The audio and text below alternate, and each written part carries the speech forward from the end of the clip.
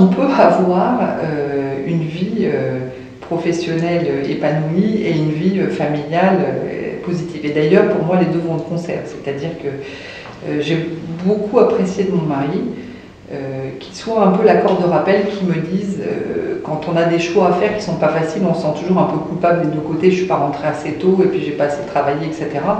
De pouvoir me mettre à un moment donné bord, en me disant écoute là, ça va, là ça fait une semaine que tu rentres à 10h du soir, ça fait quand même peut-être un peu beaucoup. Donc de pouvoir avoir quelqu'un en qui on a confiance et qui vous remet finalement les idées en place et qui est quelqu'un par ailleurs, vous savez, concernant mon mari qui est un physicien tout à fait, enfin il a une carrière en physique qui est tout à fait remarquable, et d'avoir cette confiance réciproque, je pense que c'est un élément très très fort et qui permet un équilibre.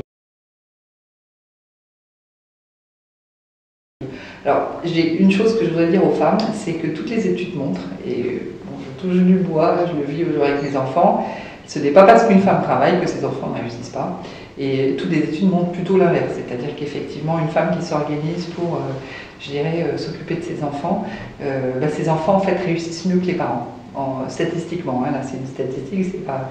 Et moi mes 3 enfants, je suis très heureuse de voir que finalement ils font ce qu'ils aiment, ils ont réussi leurs études et je m'y suis attachée aussi, hein, mais on peut le faire, voilà. Donc il n'y a pas de choix draconien à faire entre les deux. On peut avoir à deux une carrière qu'on aime, voilà. Après il faut gérer les conflits d'agenda en particulier, hein. Donc je me rappelle moi mes samedis effectivement quand mes enfants étaient jeunes, c'était un peu la course entre les cours de judo, les cours de danse, aller moi-même essayer d'aller courir un peu, etc. et puis travailler, voilà, c'était un peu sportif, mais on y arrive et c'est important de pouvoir le faire. Donc garder cet équilibre, ça me paraît fondamental. On est parti avec mon mari ensemble à l'étranger. Alors ce que j'ai d'ailleurs, ce qui est intéressant, c'est qu'on a eu ce projet tous les deux, c'est-à-dire que lui, il est allé travailler dans un grand laboratoire de physique aux États-Unis, et moi j'ai organisé un échange avec un opérateur du coin qui me permettait effectivement de travailler et de voir cet opérateur. Donc c'était une opération conjointe de notre part. À un moment donné, j'ai vu quelqu'un à France Télécom, à la DRH, qui a dit Madame Dalibar a suivi son mari. Ça m'avait profondément choquée parce on s'était organisés tous les deux pour pouvoir mettre ça en œuvre. Donc je crois que ça peut se faire, la preuve.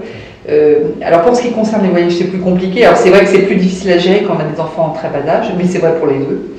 La question c'est de trouver l'équilibre. Moi je me rappelle des petits cahiers que je faisais quand je partais 3 jours à l'étranger en expliquant à la babysitter que bon, il fallait préparer les chaussons de danse à tel jour et puis que le tel jour il y avait piscine pour le second, etc.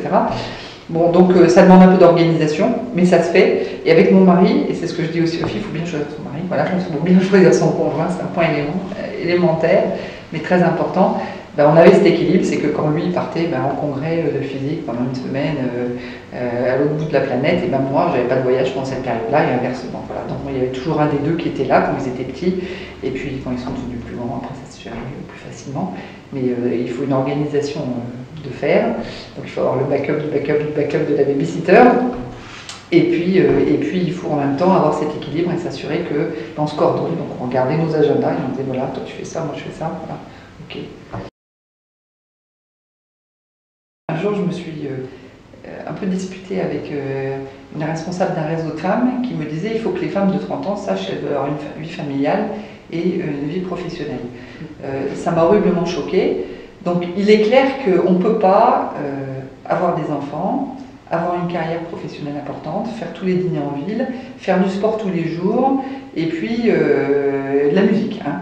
Donc à un moment donné, on a toutes des choix à faire, mais on a des choix. Et le choix n'est certainement pas entre une carrière professionnelle et une vie de famille. Le choix il est beaucoup plus large. C'est vrai qu'on ne peut pas tout faire, les journées en 24 heures, mais en tout cas, je dirais on peut très bien marcher sur 2 jambes et avoir une vie de famille équilibrée. D'ailleurs, c'est très conseillé. Et puis, une vie professionnelle très active.